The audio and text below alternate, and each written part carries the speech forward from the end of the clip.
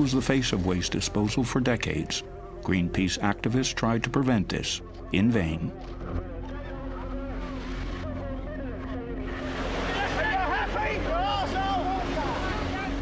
So what's the story behind all this dangerous radioactive waste in the sea? We have been conducting research for a year now in an attempt to find out what became of the barrels of nuclear waste. We also discovered pipes through which the nuclear waste is pumped into the sea. We visited fish markets, met experts.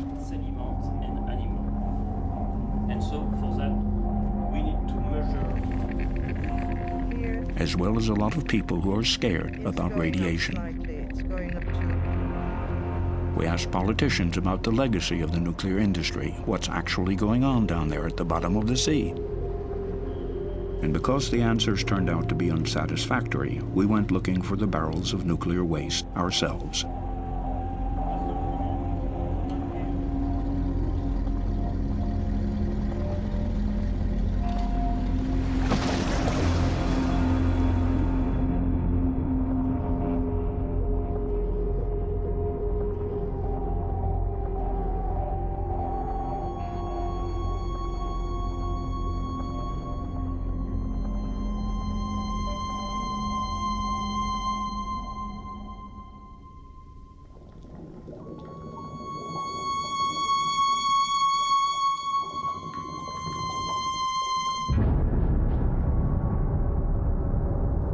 We are going to get to the bottom of what happened in the past. We want to know, where is it radioactive, and what is the source of radiation off the coasts of Europe?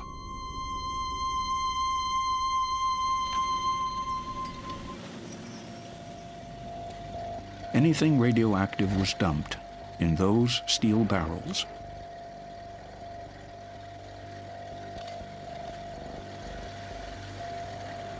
Contents: low-level radioactive waste from hospitals, but also radioactive waste from nuclear plants across Europe.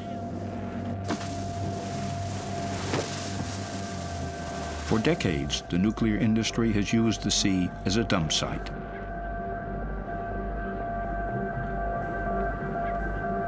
May 1967. In the port of Emden, Lower Saxony, nuclear waste from Germany, Britain, and France will be loaded onto the British cargo ship Topaz. The barrels are to be dumped in at least 4,000 meters of water. The nuclear waste was supposed to be diluted by the water. This is considered to be an absolute certainty. The British crew of the Topaz dumps the radioactive load into the sea. More than 100,000 tons of nuclear waste disappear into the North Atlantic, the Irish Sea, but also into the shallow waters of the English Channel.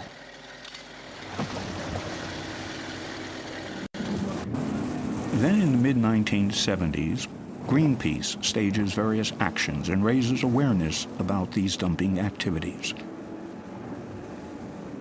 An outcry resounds across Europe.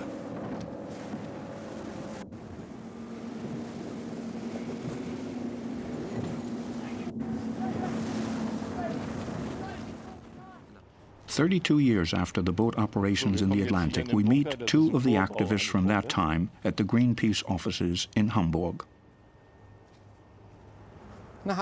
Harold Zindler and Roland Hipp haven't seen one another for a long time. Both fought with great conviction and commitment against the dumping.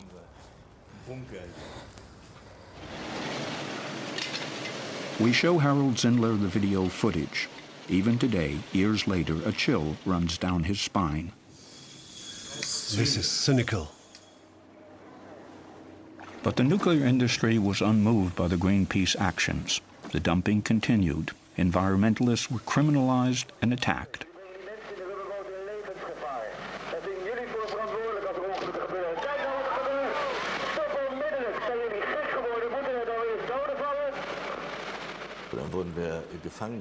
Then we were taken captive on the ship and were locked up in the bow.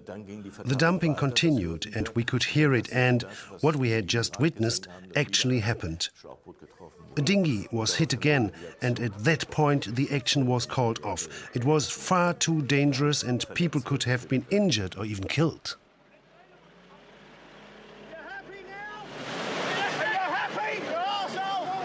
These events took place more than 3 decades ago. What has happened to the nuclear waste down there on the ocean floor since then? Who knows anything more about it? Come in. Thank you. We meet with a nuclear physicist, John Large, in London. He was involved in the development of a British atomic bomb in the 1960s and knows a lot about the dumping, particularly by the military. Large owns an extraordinary souvenir, a non-radioactive fuel rod from the Sellafield nuclear facility. Fuel rods of this kind were sunk deep in the ground. Large tells us something surprising. The men on the ship were being exposed to radioactivity while they were on the ship. So the ship was making its way to its dump site. Those men were like ticking clocks. The longer they stayed near the waste, the better. So it was on the captain to actually reach his allocated dump site within a certain time. If the ship ran into weather difficulties or was making a bad headway, it was slow, the captain was not concerned necessarily about where to dump the waste, but the time that the crew were being, and himself, were being exposed to radioactivity. So when the clock ran out, that's when they dumped. So there can be no assurance that the radioactive waste was dumped where the civil servants said it was dumped. So how can these barrels ever be located for, say, control purposes?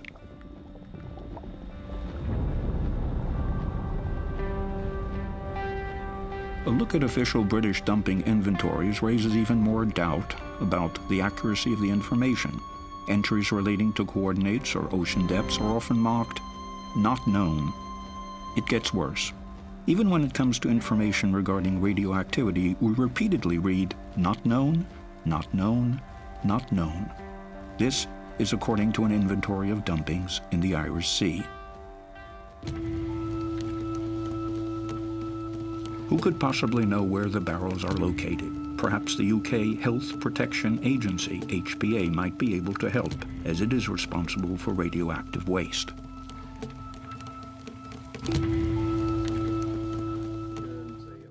We meet Dr. John Cooper, departmental head of the Center for Radiation, Chemical, and Environmental Hazards. He knows all about the problem of dumped nuclear waste barrels. Can it really be that the dumping inventories are incorrect?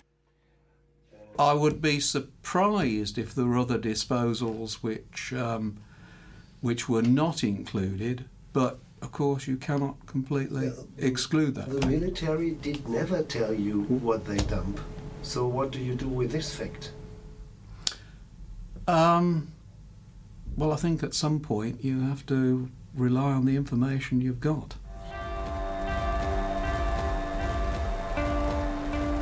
The UK nuclear reprocessing site Sellafield, formerly Windscale.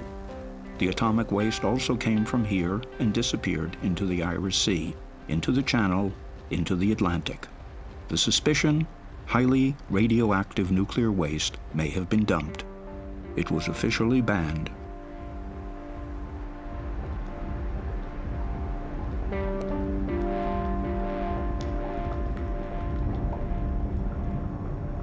If you look at the inventories, the analysis of materials that have been recovered from the seabed that have only come from dumping, not atmospheric testing, from dumping, there's no doubt in my mind that high-level waste has been physically dumped at sea. That would mean that the inventories are incorrect in this particular. How could such errors occur? Are they actually errors at all, or was it intentional?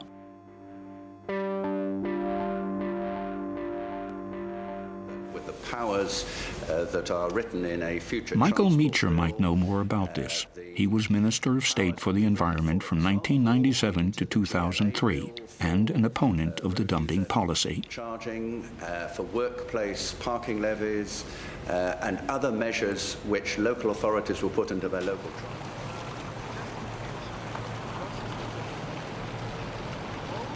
Today, the former senior minister in Tony Blair's cabinet is an ordinary backbencher. We show him the inventories. Who made false statements? Who knew anything about the dumpings? I'd be very glad to have a project here, and it's often likely to be a minor. The Commission will give guidance and advice to ensure.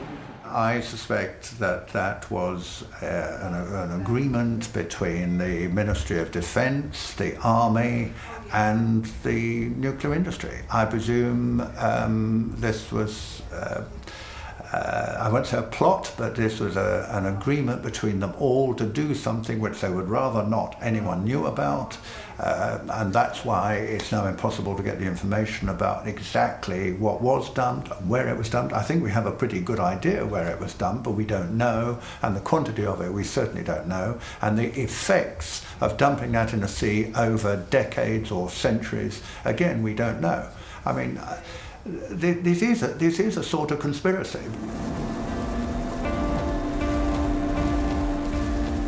Even Greenpeace didn't know at that time how bad it was, but the protests were successful. The dumping of nuclear waste was forbidden worldwide in 1993. Greenpeace activists were celebrated as heroes, as in the case here in Vigo, Spain. For more than half a century, barrels of nuclear waste had been dumped into the sea in keeping with the motto at the time: the solution of pollution is dilution.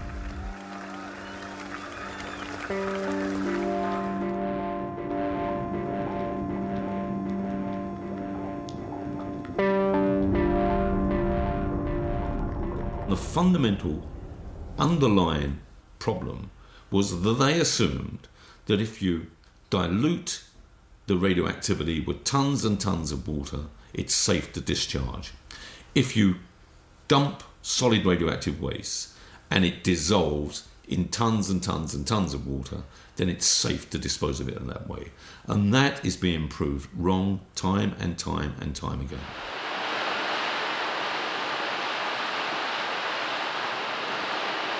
The first evidence that dangerous, highly toxic waste, which has accumulated over the years, simply doesn't disappear through dilution, was gathered by experts after an exploratory trip in the mid-1980s.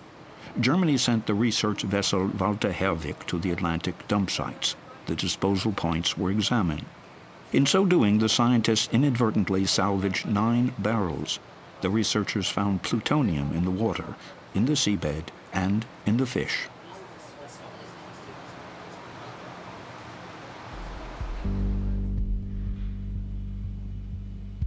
Internal papers from the Atomic Energy Agency, IAEA, state increased concentrations of plutonium in the dump sites indicate plutonium leaks from the barrels. So now the toxins have finally arrived in the biosphere.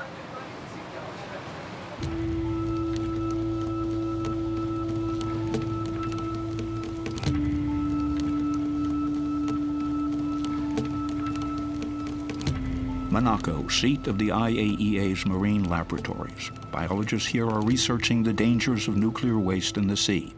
This is the head of the laboratory, Dr. Hartmut Nies.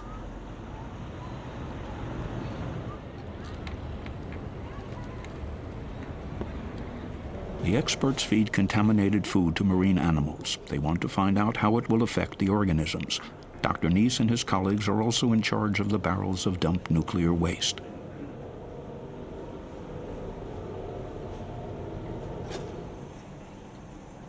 The key question is, what happened to the barrels? Are there still any undamaged barrels down there after all these years? Or are they all corroded? We examine the ocean floor constantly in any case, and we would certainly have noticed any barrels. So you would assume that the barrels in the English Channel would all have rusted open or have simply gone? I would assume so. And if you would now find undamaged barrels, wouldn't it be better to salvage them? If it's not going to cost me a lot to get them out, of course. Yes. There hasn't been a single new investigation into the dump sites for 12 years. Is Nies right? Are all the barrels corroded?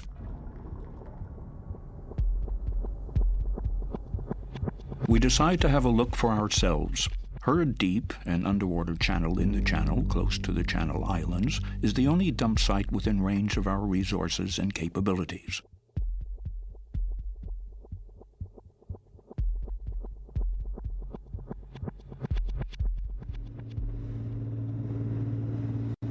We have chartered a boat. Herd Deep is approximately 10 nautical miles northwest of the Channel Islands, Alderney. A small submarine is supposed to provide us with video images. The unit is almost impossible to maneuver because the English Channel is known for its strong currents. The Greenpeace activist Harold Zindler is on board.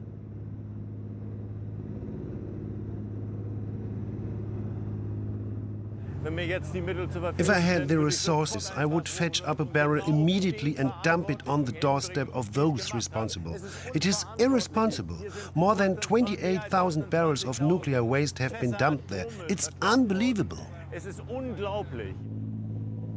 Herd Deep's special attribute: thousands of barrels of nuclear waste are not stored at a depth of 5,000 meters, but are sitting there in a mere 100 meters of water. Tension mounts.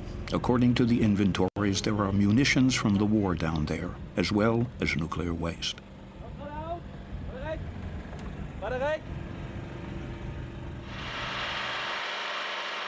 What are we going to find?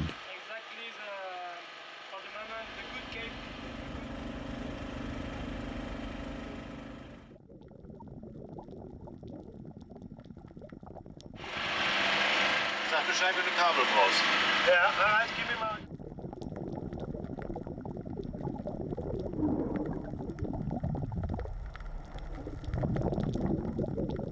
We filmed a nuclear waste barrel on the first dive, undamaged. So there are sealed barrels still down there which could be salvaged. Of course, we are not permitted to salvage the barrel.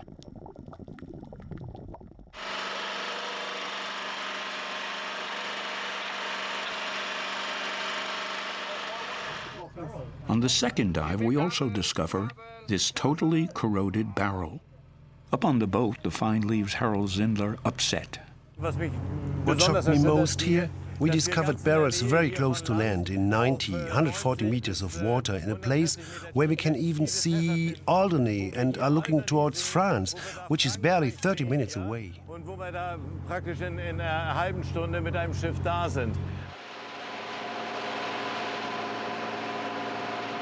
We return to Alderney. What does this find mean for the residents of the island?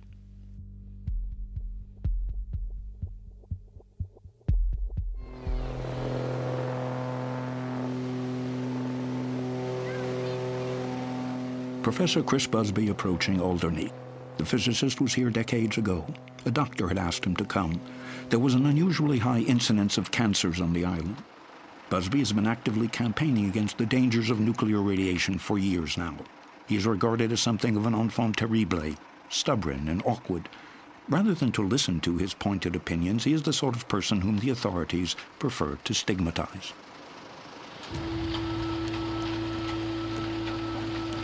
Alderney is a peaceful place. Time passes more slowly here than elsewhere. It has a total of 2,400 residents.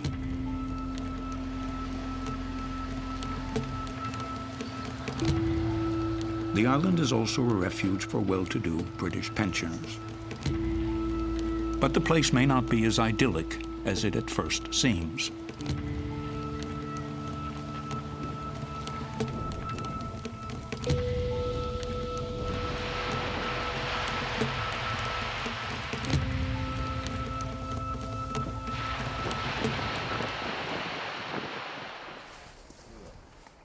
To our surprise, Busby first of all takes us to the cemetery. According to the thesis, you have to look for the victims. That will tell you more than any maximum radiation levels. 35. Where? There. No, for 50. So you only need to find one case of childhood leukemia on the whole island, and you've got an answer. You've got too many childhood leukemias. Too many. Another LIAM. We try to find out whether there really is an increased incidence of cancer deaths. However, the UK government keeps the precise statistics under lock and key. Data protection policy. Perhaps we'll find clues on the island. We take a stab at it and ask in the residential area near the cemetery about causes of death. One of the estate agent's first wives died from a brain tumour, and then when we came over a few years ago, his second wife had a brain tumour, but I think she's all right now. And there was actually a series on the television in England about operations where they filmed them live. And they filmed a chap having a brain tumour removed, and we found out that he was from Alderney, and he in fact died last year. But I think there's been a child here, at least one child with a brain tumour. We're going back to England. Statistically speaking, this would be very noticeable, but the authorities have only one thing to say to Chris Busby. Everything is fine. Wow. You're right. Watch out. The professor goes with us to the beach. He wants to measure radiation. The competent UK authorities argue that both the quantity and levels of radiation were far too low to cause harm to people.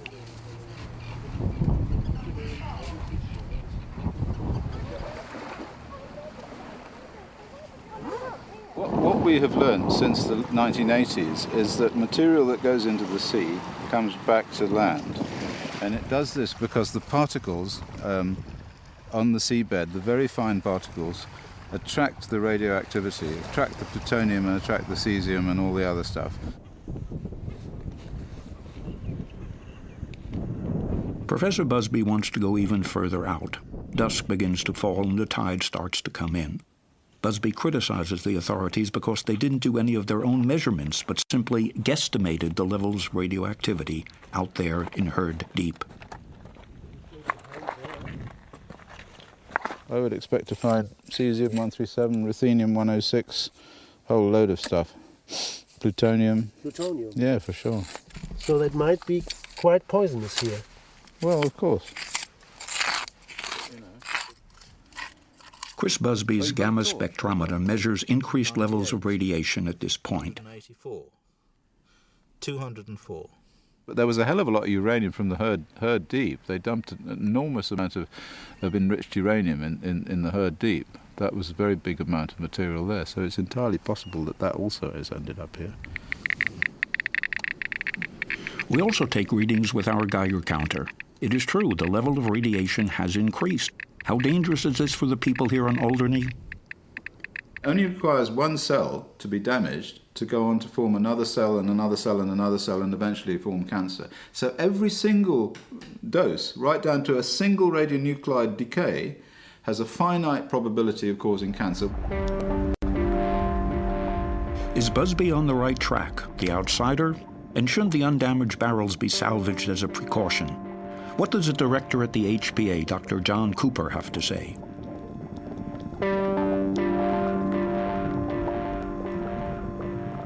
I don't think there was a great risk, a significant risk from the disposals at Herd Deep. Even if it is only 100 metre?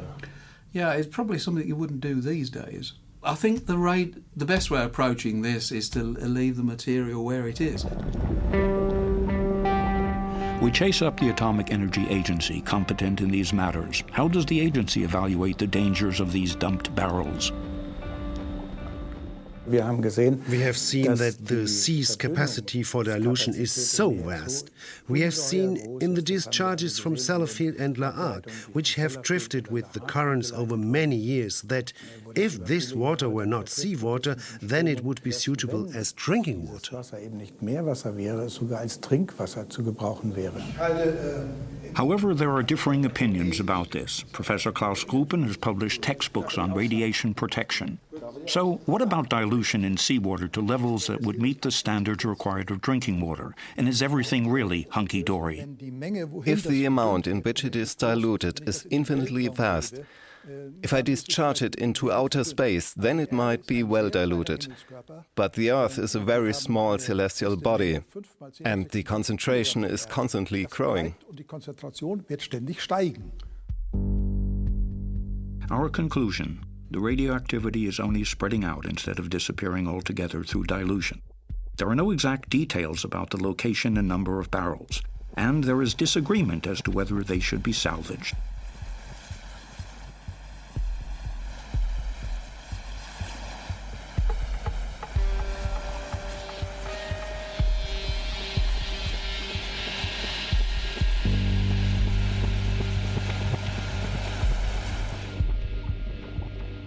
dumping of nuclear waste in the sea was banned worldwide in 1993, yet the nuclear industry has come up with other ways.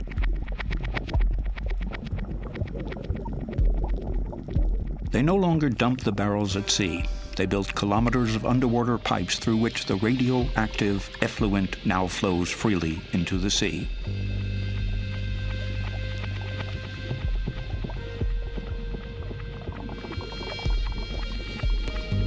One of these pipes is situated in Normandy. It comes from the French reprocessing plant at La Hague. Greenpeace protested here too, underwater.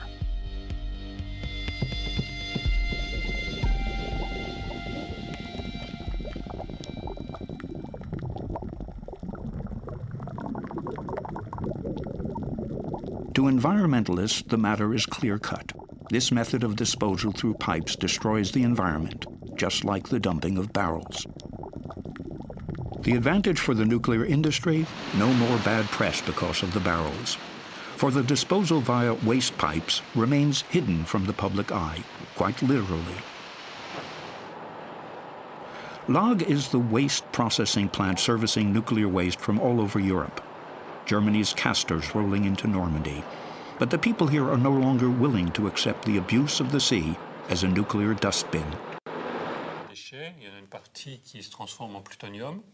David Boyer is a physicist, founder, and chairman of an environmental group. He is visiting a local primary school today and telling the children about radioactivity, toxic plutonium, and nuclear waste.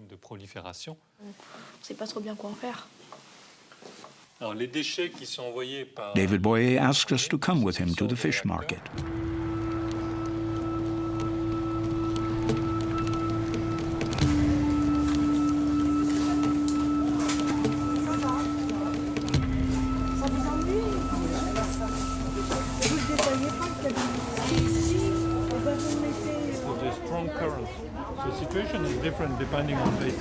The physicists criticized the assessment criteria relating the health of marine organisms. According to him, Fukushima has changed things. We need to rethink. One can no longer say clean water equals clean fish equals healthy fish. Some of them contaminated and some of them not. It's more difficult with fish because they move around. So one fish picked up someplace, might have been in a radioactive place, get contaminated. So in these mussels, you might find something. So what could be found in this mussel, for example? Some of the radioactive elements discharged by the reprocessing plant, like iodine, cobalt. So it's more like gambling, huh? Like you might be lucky or unlucky.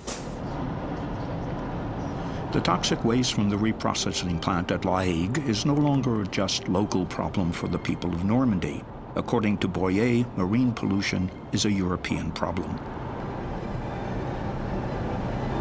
If you balance the benefit against the detriment, this benefit is almost zero, except for the local economy. But as a global point of view, it's zero.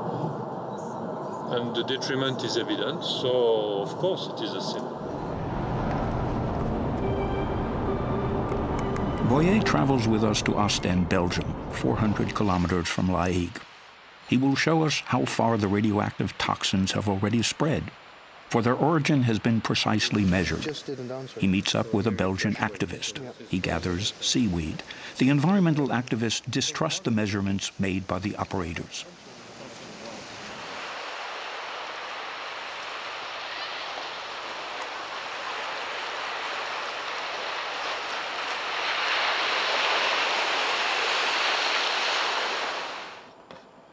Boyer travels with us to Holland. He wants to collect seaweed samples for his lab here as well.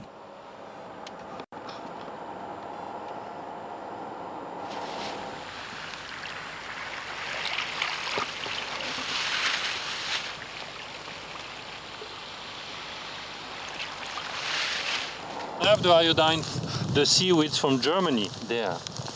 We collect, this was sent to Accra by a German friend of us who was worrying, is there iodine contamination from La Hague up to Germany? And the answer is yes. We find iodine in the seaweed up to Germany.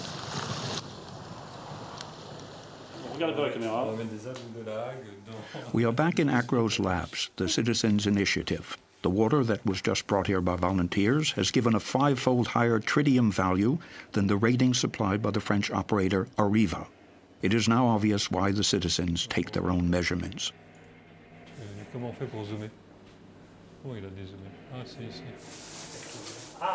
David Boyer has brought some marine animals from the market. Pierre Babet, a molecular biologist, tells us what happened to the animals.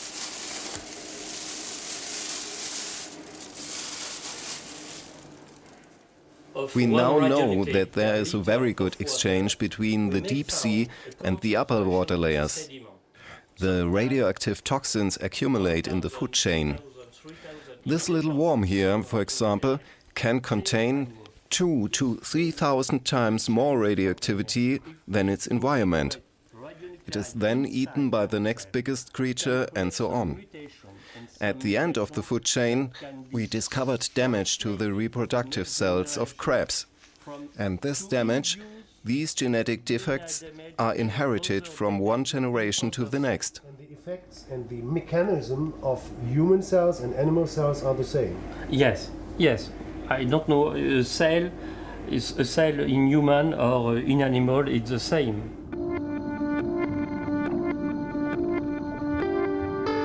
Highly toxic plutonium is found in gray seals off the coasts of Europe.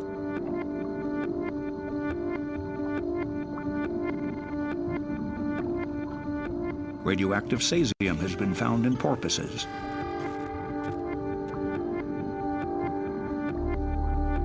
The animal impact upon future generations is unknown, so marine biologists insist every animal must be protected from radioactivity.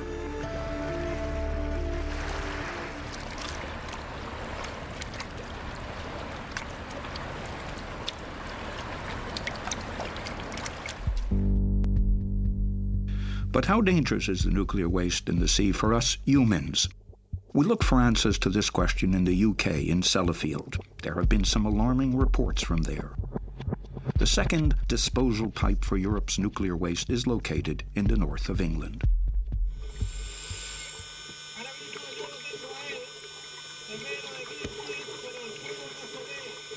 As in France, it was Greenpeace environmental activists who drew attention to the pipe. That was in 1997. Also present, the then 35-year-old Sean Burney. And the electricity.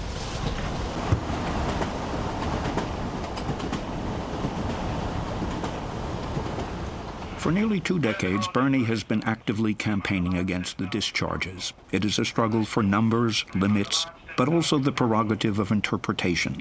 Burney is concerned about the people here on the coast. The government has had many of them examined.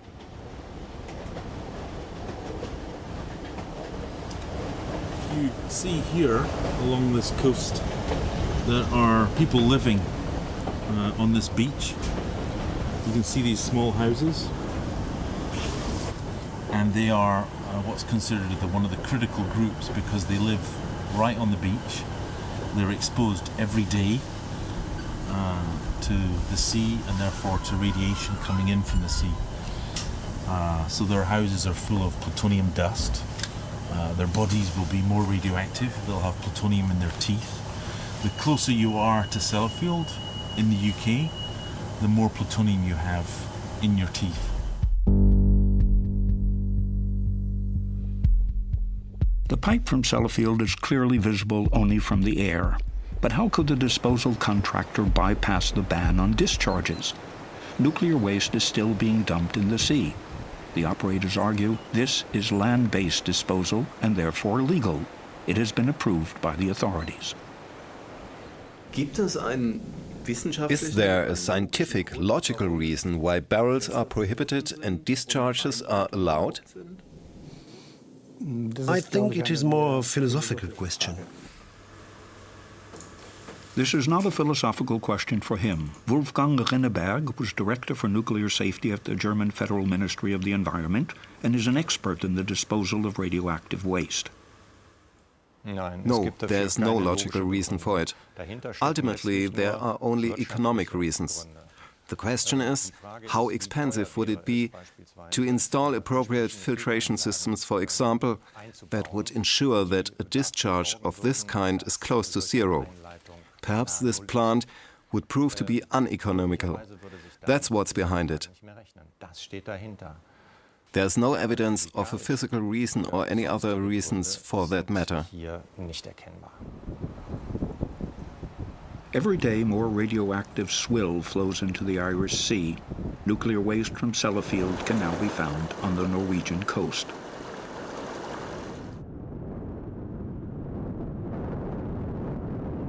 In the meantime, the local residents are given to believe all is under control here on the beaches around Sellafield. The staff at Sellafield make their presence felt. The operators and authorities both claim there is no risk. Checks and controls are being carried out all the time. And yet, plutonium can be found here on a daily basis.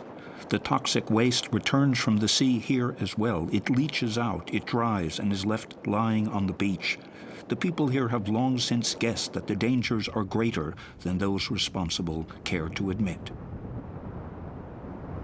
We're not going to change the world. Little people don't do it. It's the big people that do that. I've never heard any frightening tales. It could be kept quiet. It could be under the carpet. It might not be. But until I know, the sea's being polluted all over the world. The beach at Sellafield has won an award for being one of the cleanest in England. Every day, a groundhog or a small excavator removes plutonium from the beach. A scanner locates small radioactive particles at a depth of 30 centimeters. In recent decades, the operator at Sellafield has tossed more than 500 kilograms of plutonium into the sea.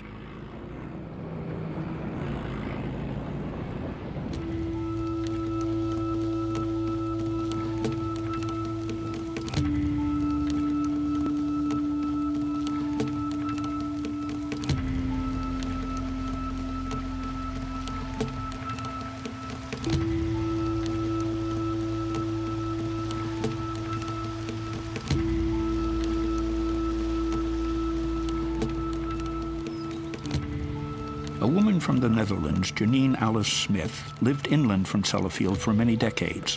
She is positive that the British authorities are playing down the problem of radioactivity. And she is also convinced that years ago, plutonium from Sellafield caused her young son's illness, leukemia. So the reason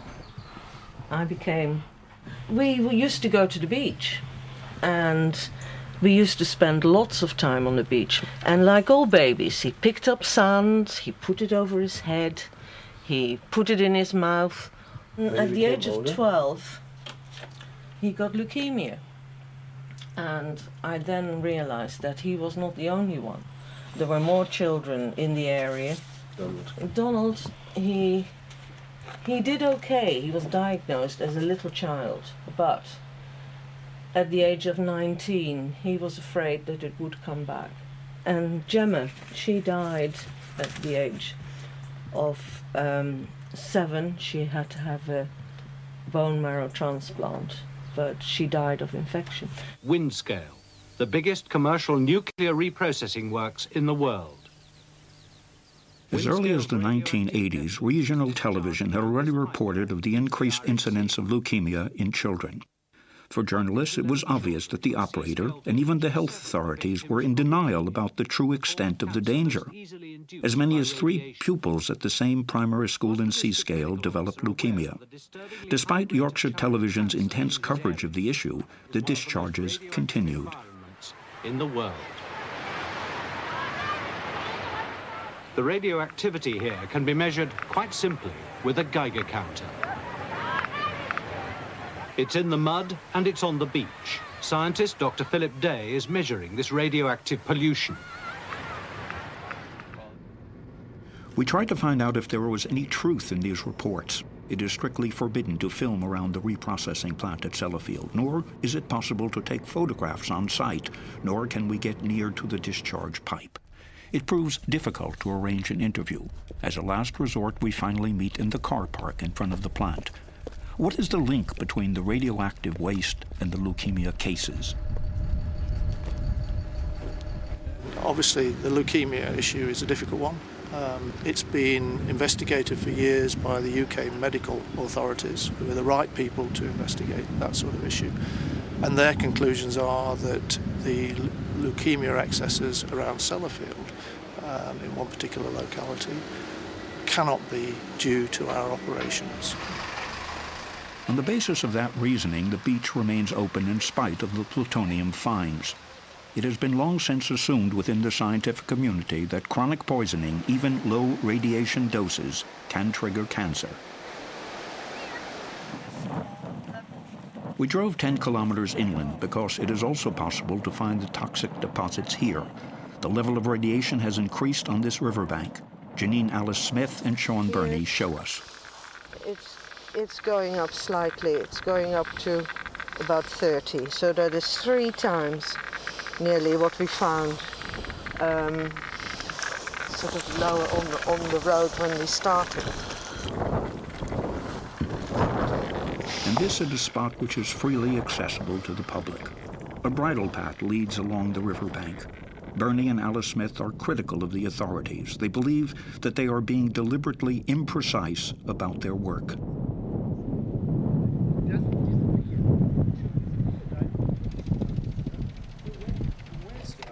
So when the authorities take a sample and they measure, they might take one sample here. What I used to say to journalists, they just want to know what happens from year to year.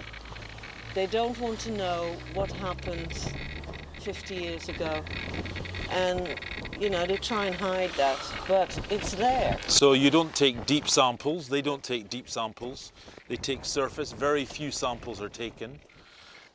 So they get the evidence that they're looking for rather than what would be in the interests of public health. The authorities haven't even measured plutonium at this spot. We take a soil sample and will have it evaluated back in Germany at the University of Mainz. The result turns out to be alarming. The amount of plutonium is up to 10 times higher than the permissible limit. Okay, that's the first sample. The other sample will come from far more. How dangerous is it to live in Sellafield? Professor Richard Wakeford from the University of Manchester doesn't think it's that dangerous. The operators like to quote him. After having worked for almost 30 years in the nuclear industry, he is considered to be one of the luminaries on the subject of radiation risks. Yeah, well, I think that's... We go into the corner over there. We prepare the chair over there. Sure, okay. I assess the risks from radiation in an aircraft flight or living in Seascale to be very small, and it should really not be of major concern to parents or anyone else. There are much more important things to be worried about. There are 2 major ideas. Either childhood leukemia is a rare response to a common but as yet unidentified infection, or large-scale urban-rural population mixing, there has been an increase of childhood leukemia. I mean, that's very compelling epidemiological evidence. Conclusion. Either a virus or population mixing around Sellafield is responsible for cancer, but not the highly toxic nuclear waste from the sea? I mean, there was... We are confused and ask a German expert, the physician Klaus Hoffmann, a member of the various German federal government's radiation protection committees. We meet the busy scientist in a Bonn hotel. What do you say when UK experts stand there and proclaim that these connections don't exist? Well, they are simply wrong. There is little evidence for the population mixing hypothesis, and there is absolutely no evidence of the virus hypothesis. There is neither a virus, nor are there antibodies. In other words, forget this whole infection hypothesis. These hypotheses that have arisen primarily to explain away any risk from radiation. Das Strahlenrisiko eben wegzudiskutieren. It is no longer possible to explain away radiological risks contained in internal IAEA documents. Here we read of the advantages, low energy costs, jobs. But there is also a record here of the very things Professor Wakeford is refuting. Radiation is indeed responsible for shorter life expectancy and premature death. Cancer is also named as the cause: leukemia, bone cancer, thyroid cancer, lung cancer.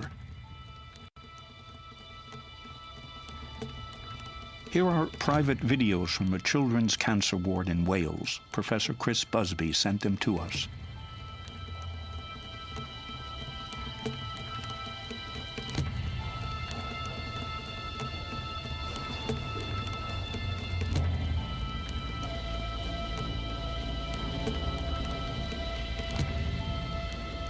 In recent decades, doctors have been registering a steady increase in childhood leukemia here. For the little ones, the treatment is torture. Everyone is convinced that the leukemia comes from Sellafield. Chris Busby asked us to visit him again.